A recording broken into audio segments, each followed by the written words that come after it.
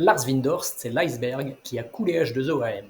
Cet entrepreneur allemand raté a un vrai talent depuis qu'il est adolescent, celui de séduire des prêteurs à qui il rembourse rarement ses dettes. Dans le H2O Gate, Lars a réussi le casse du siècle aux dépens des pigeons du siècle. C'en serait presque drôle si ces pigeons du siècle, investisseurs en théorie sophistiqués et en tout état de cause professionnels, avaient misé et perdu leur propre argent. Mais ils investissaient l'argent que leur avaient confié des épargnants. Ils ont donc perdu l'argent des autres. Beaucoup d'argent. Plus de 1,3 milliard d'euros à ce jour.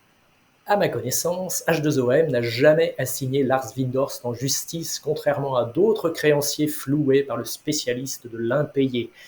Lars a failli être envoyé en prison par un juge de Hanovre, en Allemagne, car il avait refusé de transmettre les documents demandés dans une affaire de centre commercial mis sous administration judiciaire fin 2023, dont Windhorst était l'actionnaire majoritaire depuis 2019. Lars n'avait pas non plus daigné se présenter à l'audience. La menace du mandat d'arrêt l'a incité à coopérer. J'ai aussi lu le rapport annuel du médiateur de l'AMF, rédigé de façon très pédagogique, c'est une mine d'informations. Par exemple, sur les SCPI et les prestataires de services sur actifs numériques qui ont fait l'objet de nombreuses saisines du médiateur en 2023.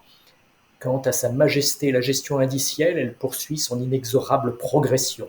Même l'Europe s'y met, en dépit de la résistance farouche de tout l'écosystème rétrocommissionné de la gestion active chère pour tous.